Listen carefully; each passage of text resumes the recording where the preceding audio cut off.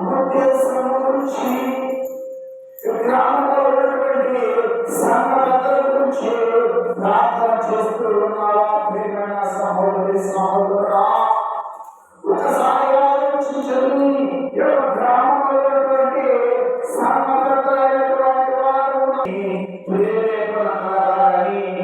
వారిలో ప్రార్థిస్తూ ఉండాలి.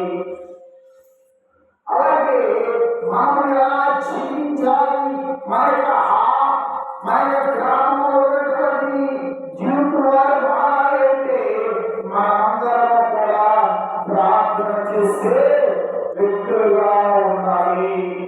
ప్రియమైన సహోదరి సహోదర, మన గ్రామంలో కూడా నేను ప్రార్థిస్తూ ఉన్నాను. మరి నువ్వు ఎలా ఉన్నావు? మరి ఈ యొక్క గ్రామంలో ఉన్నటువంటి ఒక సంఘటన కావచ్చు, ఒక విశ్వాసాలు కావచ్చు, ఒక యూత్ సభ్యులు కావచ్చు, ఏ వ్యక్తి అయినా సరే ఎలా ఉన్నామో తెలుసా? ఎలా జీవిస్తూ ఉన్నామో తెలుసా? ఇక్కడ ఒక వచనం చెప్పు,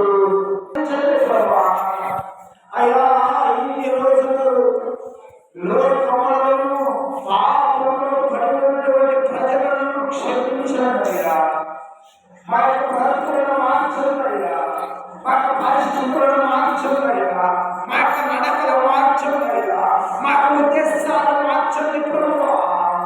అయ్యా చదువుకున్నటువంటి బిడ్డలకు ప్రభువా ఏది అవసరమో నీకు తెలుసు ప్రభువా. ఈ లోకము యొక్క ప్రపంచంలో చూస్తున్నటువంటి ప్రతి ఒక్క బిడ్డను కూడా ప్రేమించండి ప్రభువా.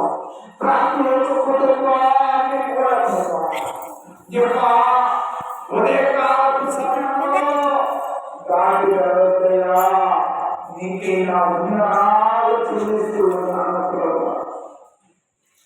అయ్యా ఎవరి పనులు చేసుకున్నటువంటి బిడ్డలు ఉన్నారు ప్రభువా. అయ్యా ఉద్యోగాలు చేసుకున్నటువంటి బిడ్డలు ఉన్నారు ప్రభువా. అయ్యా జీవనాలు చేసుకున్నటువంటి బిడ్డలు ఉన్నారు ప్రభువా. వారి అందరినీ కూడా క్షమించండి. నీ కోసం క్షమించే బిడ్డలు మార్చండి. ఇప్పుడు ఎలాంటి సమాచారం ఈ యొక్క గ్రామంలో ఉన్నటువంటి ప్రతి ఒక్క బిడ్డలు ప్రభువా. అయ్యా పోయిన సంవత్సరం నుంచి సంవత్సరం వరకు ఎవరు గతించి ఉన్నారు ప్రభువా. అటువంటి బిడ్డలను వారందరినీ కూడా క్షమించండి. ఇప్పుడు ఎల్లప్పుడూ సదాకాలం సహాయం అందించండి. మన బ్రతుకులను మార్చండి. మన ప్రభు యేసు క్రీస్తు నామములో ఈ యొక్క గ్రామంలో ఉన్నటువంటి ప్రజలను ఈ యొక్క ప్రపంచంలో చూస్తున్నటువంటి ప్రతి ఒక్కరిని మార్చండి. మీకు మాకు అందరికీ తోడుగా సహాయం దయచేయమని యేసు క్రీస్తు నామములో ఆయనకి వేడుకుంటున్నాము తండ్రి. ఆమేన్.